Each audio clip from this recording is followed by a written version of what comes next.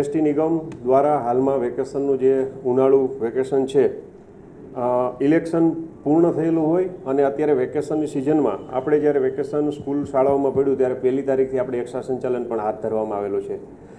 પહેલાં અમારા એસટી નિગમના માનવંતા મુસાફરોના એસટી પ્રત્યેના આટલા લગાવ અને એસટીની મુસાફરીમાં જે વધારો થઈ રહ્યો છે દિન પ્રતિદિન, તેમાં જોઈએ તો પર ડે જે આપણે રાજકોટ વિભાગની આવક 60 લાખની આસપાસ પર ડે હતી. અત્યારમાં હાલના દિવસે 70 લાખથી પ્લસ પણ આવક એટલે મેળવી રહ્યા છે. એટલે પર ડે 10 લાખ રૂપિયા જેવી આવક, માતબર આવક આપણે વધારે મળી રહી છે અને મુસાફરનો ખૂબ સારો રિસ્પોન્સ મળી રહ્યો છે. અત્યાર સુધીમાં છેલ્લા 15 દિવસમાં આપણે જોઈએ તો એસટી નિગમને અત્યાર સુધીમાં 10,24,24,515 રૂપિયાની આવક થવા પામેલી છે. સૌથી વધારે અત્યારે જોઈએ એસટી નિગમમાં જો સૌથી હોય અને રાજકોટ હબ આપણું પ્રીમિયમનું હબ હોય એટલે ઇલેક્ટ્રિક એસી બસમાં 100% મુસાફરો અત્યારે રિઝર્વેશન, એડવાન્સ રિઝર્વેશન કરી અને મુસાફરી કરી રહ્યા છે.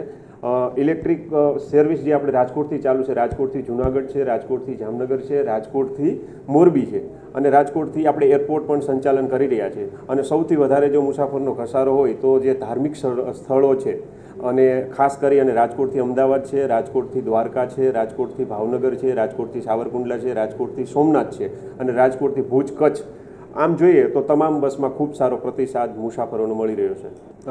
વોલ્વો બસની અત્યારે તમને વાત કરું તો વોલ્વોની અત્યારે ખૂબ સારો મુસાફરોનો આટલી ગરમીમાં પણ લોકો વોલ્વો બસને વધારે પ્રિપેર કરી રહ્યા છે, તેનો અમને ખૂબ સારો પ્રતિસાદ મળી રહ્યો છે.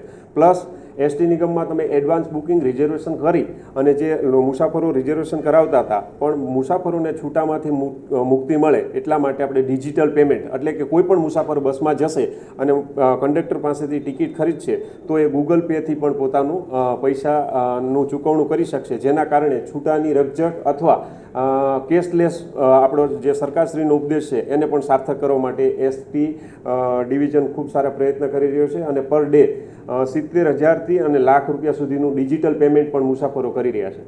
સાંજ સમાચાર ફેસબુક પેજને લાઇક કરો, વિડીયો શેર કરો અને વધુ વિગતવાર સમાચાર માટે sanssamachar.net વિઝિટ કરો.